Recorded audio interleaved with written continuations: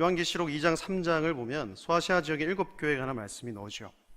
7교회 중에 책망 없이 우리 주님께로부터 칭찬만 받은 2교회가 있는데 그 중에 한 교회가 서머나 교회였습니다. 서머나 교회는 주님이 보시기에 아주 멋진 교회였습니다. 건물이 크고 화려하고 물질이 풍족하며 숫자가 많아서 멋진 교회가 아니라 주님 앞에서 큰 믿음을 가진 교회였기에, 환난 가운데서 믿음을 지킨 교회였기에 사도를 통해 전해진 복음을 가장 소중히 여기고 끝까지 충성한 교회였기에 주님께서는 이 교회를 칭찬하셨던 것입니다. 할렐루야. 우리 교회가 그런 교회가 되기를 원합니다. 화려함이 중요한 게 아닙니다. 하나님께서 우리를 보실 때 우리가 뭔가 많이 이룩했다고 칭찬하신 것이 아니라는 얘기죠. 이 교회 하면 떠오르는 인물이 한 명이 있어야 됩니다. 초대교회 역사에서 절대로 빼놓을 수 없는 인물이자 서머나 교회 감독이었던 폴리카르프, 우리 한국말로 하면 폴리캅입니다. 그의 일화는 아주 유명합니다. 주 155년 2월 23일 소아시아의 큰 도시 서머나의 중앙광장 한복판에 세워진 화형대 주변으로 많은 인파가 모여들었습니다. 그 위에는 백발의 노인이 묶여 있었습니다. 다름 아닌 폴리캅이었죠. 당시 그의 나이는 86세로 알려져 있습니다. 유세비우스라는 교회사라는 책을 보면 폴리캅이 화형대 위에서 드린 기도를 이렇게 기록해 놓았습니다. 함께 읽어보겠습니다. 시작. 오늘 이 순간 나를 귀하게 여기셔서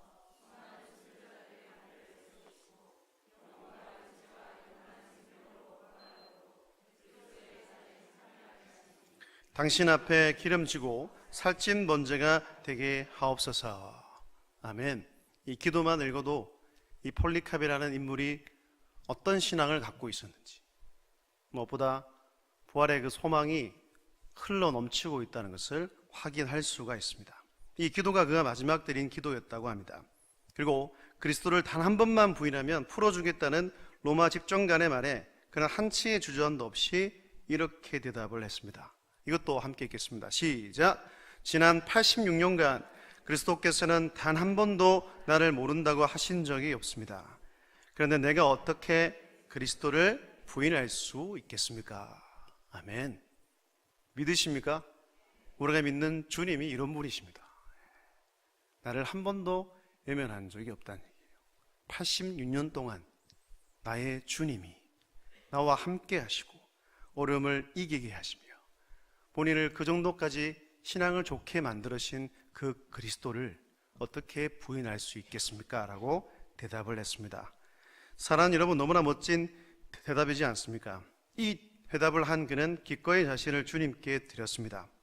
폴리캅은 참으로 멋진 믿음의 사람이었습니다. 그는 복음의 의미를 정확히 알았고 부활의 진리를 확실히 믿었습니다. 주의 십자가와 부활의 진리가 그의 가슴에 살아 움직였다는 겁니다. 그러했기에 그는 죽음이 두렵지 않고 그 앞에서 당당히 맞설 수 있었습니다. 그러면 폴리캅이 어떻게 이처럼 훌륭한 순교자의 믿음을 가지게 되었을까요? 그것은 주의 십자가와 부활의 진리를 전하고 가르치고 전수해준 사람이 있었기 때문입니다. 여러분, 폴리캅에게는 좋은 영적인 스승이 있었습니다. 디모데에게 바울이 그러했던 것처럼 말입니다. 그는 다름 아닌 오늘 살펴보게 된 요한 1서를 기록한 사도 요한이었습니다.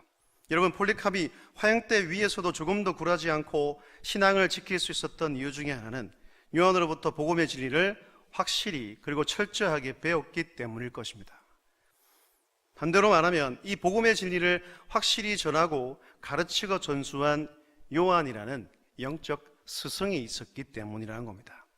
복음을 받은 폴리캅 또한 이 진리를 많은 사람들에게 전했고 그의 제자들에게 철저하게 가르쳤습니다. 믿음의 전수를 이어간 것입니다. 그의 대표적인 제자가 바로 초대교회 최대의 이단인 영지주의와 맞서 싸운 이레니우스입니다. 여러분, 이 멋지고 아름다운 믿음의 계보를 한번 보십시오. 요한은 폴리캅을 가르쳤고 폴리캅은 이레니우스를 가르쳤습니다. 그 다음에 이 이레니우스 또한 수많은 제자들에게 믿음을 전수했습니다. 필립 샤프라는 위대한 교회 역사가는 이레니우스에 대해 언급하는 대목에서 이 영적 계보에 대해 이렇게 말하고 있습니다. 이레니우스의 일생은 그의 스승과 그의 스승의 스승, 그리고 또 그의 스승이신 기독교의 근원과 연결되어 있다. 우리는 그의 생에서 폴리캅과 사도 요한의 정신적 가마를 역력히 찾아볼 수 있다고 말했습니다.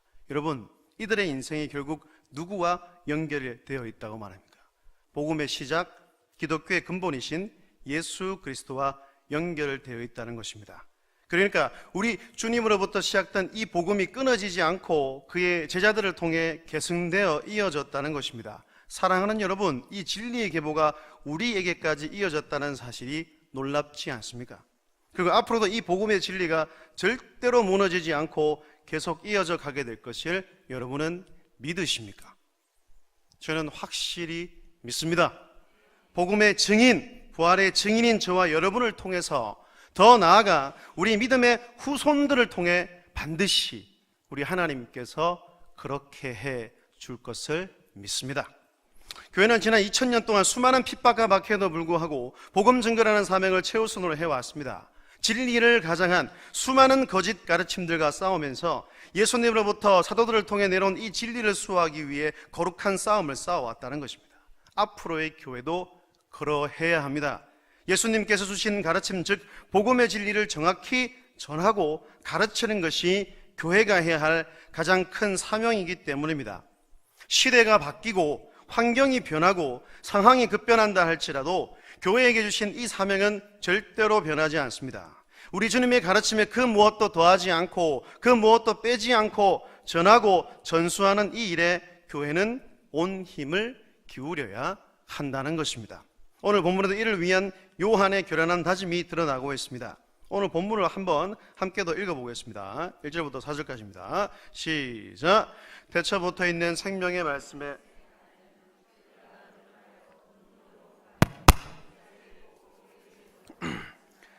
이 생명이 나타나신 바 된지라. 이 영원한 생명을 우리가 보았고 증언하여 너에게 전하노니 이는 아버지와 함께 계시다가 우리에게 나타나신 바 되시니라. 우리가 보고 들은 바를 너에게 전함은 너희로 우리와 사귐이 있게 하려 함이니 우리의 사귐은 아버지와 그의 아들 예수 그리스도와 더불어 누림이라. 우리가 이것을 쓰면 우리의 기쁨이 충만하게 하려 함이라. 아멘. 1절부터 4절까지는 요한 1서의 서론이자 이 글을 쓰는 목적에 대해서 말하고 있습니다. 여러분, 이 노사도의 열정과 결연한 의지가 느껴지십니까? 주님이 부르시는 그 순간까지 자신의 사명을 감당하기 위해 온 힘을 다하고 열심히 달려가는 그의 모습을 우리는 오늘 본문을 통해서 엿볼 수 있습니다. 그는 결코 멈추지 않았습니다. 그가 처한 상황과 환경에 맞서 싸웠고 낙심하지 않았으며 좌절하지 않았습니다. 나이가 많은 노사도였음에도 그 연약한 몸을 이끌고 그는 계속 복음을 전했고 글을 써서 편지를 통해 초대교회 성도들을 격려하고 주의 말씀으로 힘을 얻게 했습니다. 그가 받은 사명을 끝까지 감당하기 위해 몸부림을 쳤던 주님의 진정한 사도였다는 겁니다. 여러분, 그렇다면 무엇이 요한으로 하여금 그렇게 살게 만들었을까요? 좋지 않은 어려운 상황에도 주님의 사도로 끝까지 달려갈 수 있었던 그 원천, 그 힘은 도대체 무엇이었냐는 겁니다. 그것은 바로 예수 그리스도와 그분이 가르치신 복음 때문이었습니다. 본문 1절을 보십시오. 노사도는 이렇게 말하죠. 태초부터 있는 생명의 말씀에 관하여는 우리가 들은 바요, 눈으로 본 바요, 자세히 보고 우리의 손으로 만진 바라고 말하고 있습니다. 태초부터 있는 생명의 말씀이란 사람의 몸을 입고 이 세상에 오신 예수 그리스도를 가리키는 말입니다. 그러니까 1절에서 말하는 생명의 말씀이 곧 예수님이시기 때문에 그래서 요한은 그분의 말씀을 귀로 듣고 그분을 눈으로 보고 손으로 만졌다고 말하고 있는 것입니다. 정말 그렇습니다. 요한은 가장 가까이에서 주님의 말씀을 귀로 듣고 그분이 행하시는 기적을 눈으로 보며 예수님의 품에 안겨 그분의 채취를 맡은 예수님의 그 가슴품이 얼마나 따뜻한지를 아는 사람이었습니다. 그런데 더 중요한 것은 그 요한은 그 생명의 주님을 과거의 주님으로만 믿지 않았다는 것입니다. 1절을 한번 다시 보십시오. 요한은 태초부터 있었던 생명의 말씀이라고 과거형으로 말하고 있지 않습니다. 태초부터 있는 생명의 말씀이라고 말한다는 겁니다. 여기서 있는 이라는 동사는 헬라어 문법으로 미완료 과거형에 해당합니다. 이것은 그 상태가 계속 진행되고 있는 상태를 뜻합니다. 그러므로 생명의 말씀이신 예수님은 과거 한때만 존재했던 것이 아니라 태초부터 지금까지 한 번도 존재하지 않은 적이 없이 계속 존재하고 있다는 뜻입니다. 여러분, 요한은 십자가에 죽으시고 부활하시어 하늘로 올라가신 주님이 현재에도 함께 계시고 영원히 존재하는 분으로 확실히 믿었다는 겁니다. 할렐루야. 사랑하는 여러분, 에베소라는 도시에 홀로 남겨진 노사도가 조금 더 구람이 없이 사명을 감당하고 전진할 수 있는 힘은 바로 여기에서 왔다고 할 수 있습니다. 태초부터 계셨고 여전히 계시고 영원히 계실 하나님, 사람의 몸을 입고 오셔서 요한을 제자로 부르셨던 예수님, 그분이 여전히 그와 함께 계시다는 사실, 이 사실을 확실히 믿었기에 마지막 그 순간까지 이 노사도는 사명을 다할 수 있었습니다. 그렇습니다. 우리가 믿는 예수 그리스도는 어제나 오늘이나 영원토록 동일하시고 변함없이 존재하는 살아계신 하나님이십니다. 우리가 믿는 하나님은 죽은 자의 하나님이 아니라 살아있는 자의 하나님이십니다. 그러하기에 우리 주님과 주님의 복음은 절대로 변하거나 사라지지 않습니다. 주님께서 영원하시기 때문에 복음도 영원하고 피로 값주고 사신 이 몸된 교회 또한 영원할 것입니다. 주님과 복음, 주님과 주님께 주신 생명만이 영원하기에 요한은 그 주님을 붙들고 그 복음을 믿으며 그 복음을 전하며 살았던 겁니다. 사랑하는 여러분, 요한이 그 당시 그리스도인으로 살았다면 오늘 우리는 현재의 그리스도에 살아가고 있습니다. 요한이 그가 있던 그곳에서 그렇게 믿음의 삶을 지킨 것처럼 오늘 우리는 지금 이 순간 바로 여기에서 이 땅, 이 김해 땅에서 믿음의 삶을 지키며 영원한 하나님 나라의 복음을 이어나가야 될 역사적 사명을 가지고 있다는 것입니다. 오늘 이 자리에 있는 저와 여러분이 이 일을 이어나가야 하는 책임, 그 책무를 가졌다는 겁니다. 왜 그렇습니까? 우리 또한 요한처럼 주님을 만났고 주님을 경험했으며 복음의 진리를 아는 자들이 되었기 때문입니다. 다시 말해 우리를 하나님의 백성으로 주님의 제자로 부르신 이유가 바로 여기에 있다는 것입니다. 오늘 읽은 본문에서 가장 많이 쓰는 단어가 뭐냐면 바로 우리라는 단어입니다. 본문에 보면 9번이나 계속 반복해서 쓰고 있다는 겁니다. 여기서 우리는 과연 누구를 가리키는 것일까요?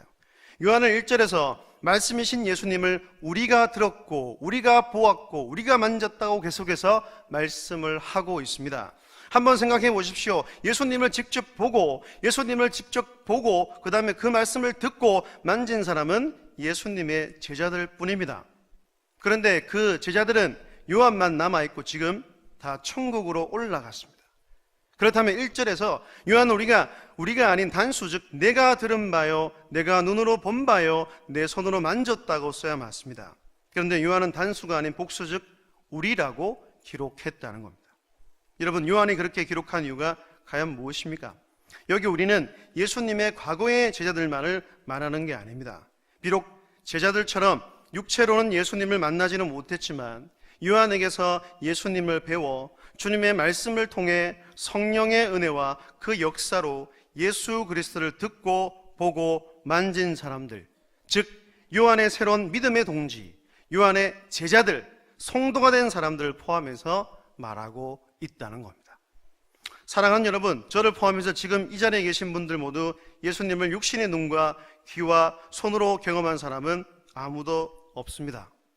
그러나 우리 역시 요한 곁에 있던 당시의 성도들처럼 진리의 말씀과 성령님을 통해 예수님을 보고 듣고 만진 사람이 되었습니다.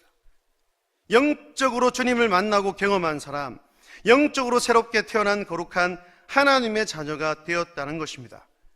우리 모두는 이 세상 사람들에게 내 눈으로 예수님을 보았다고, 내 귀로 들었다고, 내 손으로 만졌다고 말할 수 있는 영적 동지, 믿음의 동지가 되었다는 겁니다.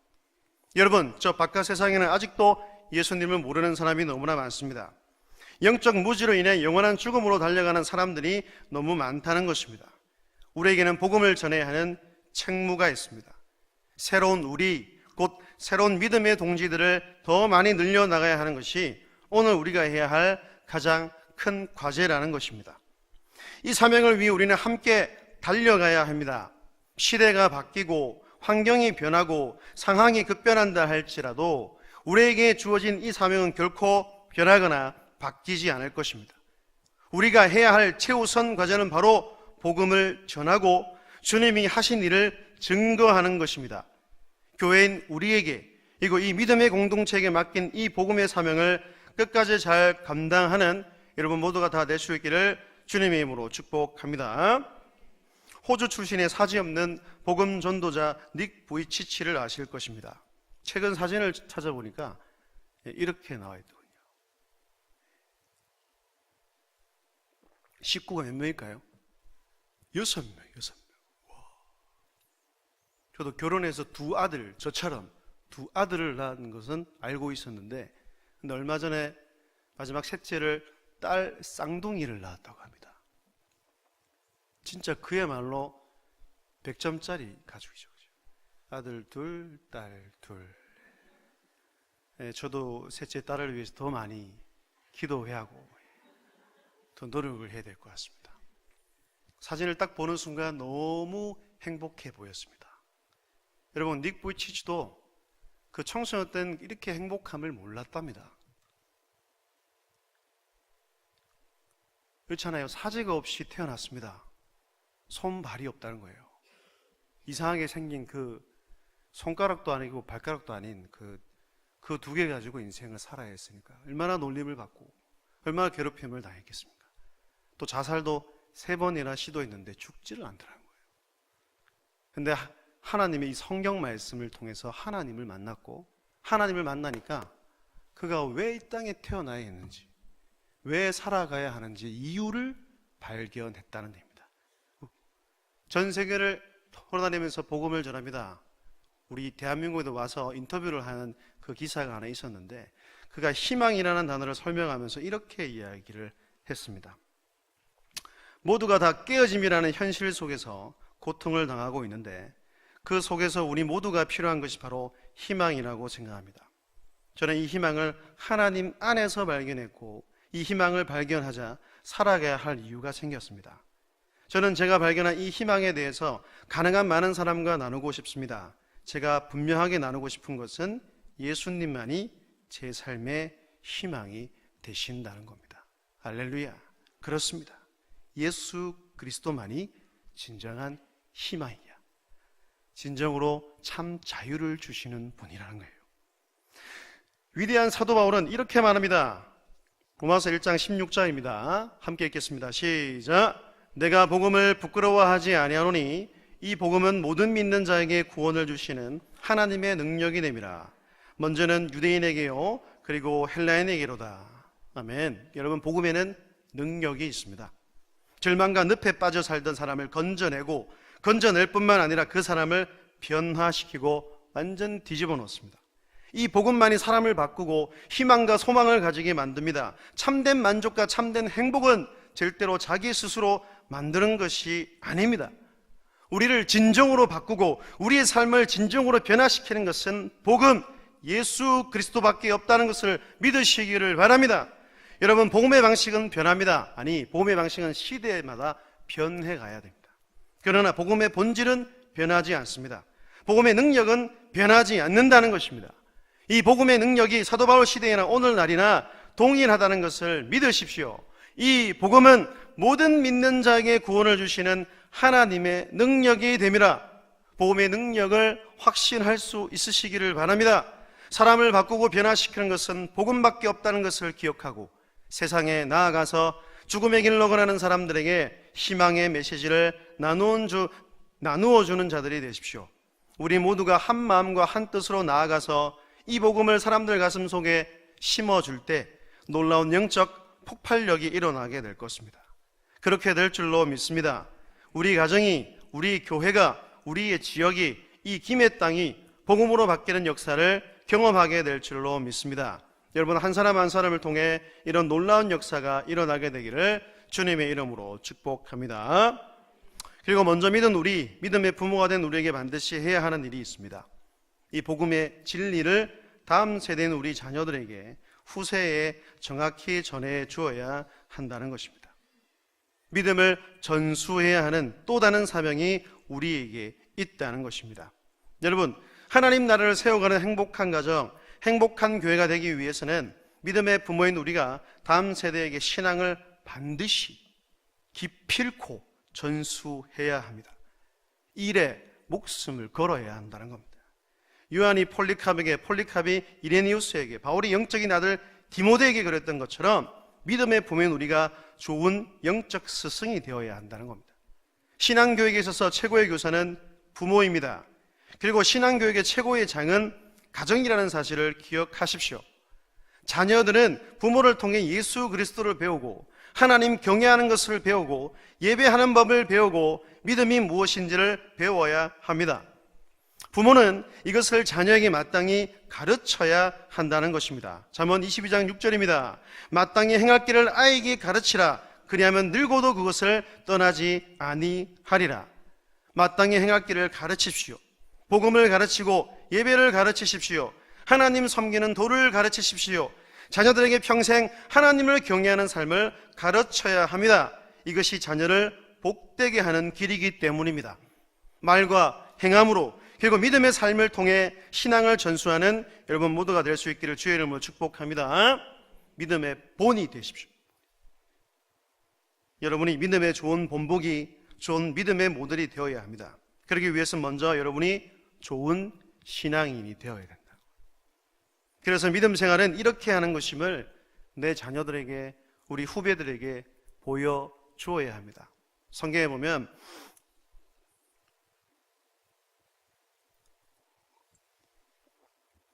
여호수아 3장과 4장에 보면 요단강을 건너 하나님께서 약속하신 가나안 땅으로 들어가는 이스라엘의 모습을 기록해 놓고 있습니다. 하나님께서는 기뻐하고 감격에 젖어 있는 그들에게 여호수아를 통해 명령하셨습니다. 어떤 명령을 하셨을까요? 그 명령은 기념비를 세우라는 겁니다. 이스라엘의 각 지파에 한 사람씩 12사람이 각각 돌 하나씩을 가져다가 그들이 유숙한 곳에 두라고 말씀하셨습니다. 그러면 하나님께서 왜 이스라엘에게 기념비를 세우라고 하셨을까요? 이유는 두 가지입니다. 첫 번째는 지금의 그 감격을 잊지 말라는 겁니다. 하나님의 은혜로, 오직 하나님의 역사로 된 것임을 너희들이 기억해라. 그래서 특히 우리가 믿는 이 기독교는 날마다 기억해야 합니다. 제가 이 자리에 어떻게 서 있게 되었는지, 어떻게 해서 하나님의 말씀을 전하고 있는 건지. 여러분들 마찬가지지 않습니까? 어떻게 이 자리에 앉아서 주님께 예배하며 그 보이지 않는 천국을 향해서 믿음으로 걸어가게 되었는지를 기억하는 겁니다. 두 번째는 그들의 후손, 그들의 자손들에게 신앙을 물려주기 위함이었다는 겁니다. 여러분, 하나님의 마음이 느껴지십니까? 후대들에게도 그 믿음을 전수해야 하는, 전수시키고 싶어 하시는 그 하나님의 그 마음, 우리는 깨달아야 한다는 거예요. 여호수아 4장 6절과 7절을 보십시오. 함께 읽겠습니다. 시작. 이것이 너희 중에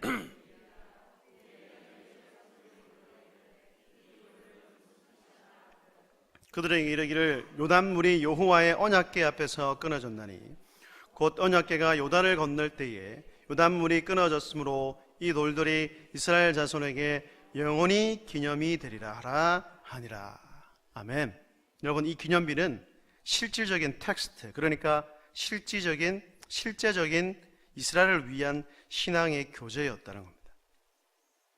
이것을 통해 요단의 기적을 상기시키고 후대에 교육하기 위해 반드시 필요한 것이었습니다. 이것이 살아있는 증표요, 증언이 되는 것입니다. 사랑하는 성도 여러분, 오늘 저와 여러분이 살아있는 텍스트, 실질적인 신앙의 교과서가 되어서 우리의 자녀들에게 그리고 후배들에게 믿음의 유산, 신앙의 유산을 잘 물려주었으면 좋겠습니다. 여러분들이 믿음의 기념비가 되어야 된다는 겁니다.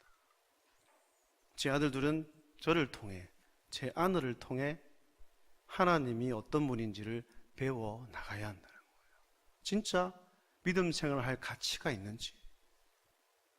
그래서 본보기가 얼마나 중요합니까? 흔들리시면 안 됩니다. 어떻게 살아가는지를 아이들이 다 지켜보고 있기 때문입니다. 주님 한 분만으로 만족하는 모습, 세상의 가치를 쫓지 않는 모습, 진리에 있어서 세상과 절대로 타협하지 않는 모습, 세상의 칭찬이 아닌 하나님의 칭찬과 그 놀라운 상급을 바라는 모습, 주님을 찾기에 갈급해하는 모습, 구원의 은혜에 감격하여 날마다 기뻐하고 감사하는 모습, 언제 어디서나 복음을 증거하고 이웃을 사랑하며 그들을 섬기는 모습을 자녀들에게 보여주시기를 바랍니다.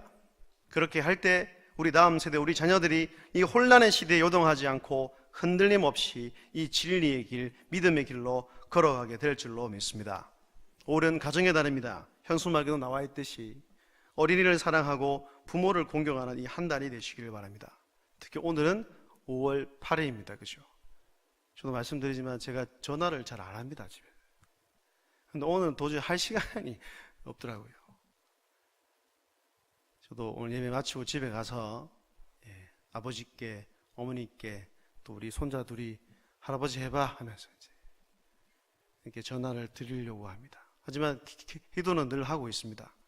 마지막 그 천국 가는 그 길이 정말로 복된 길이 해달라고 요즘에 특히 많이 기도합니다.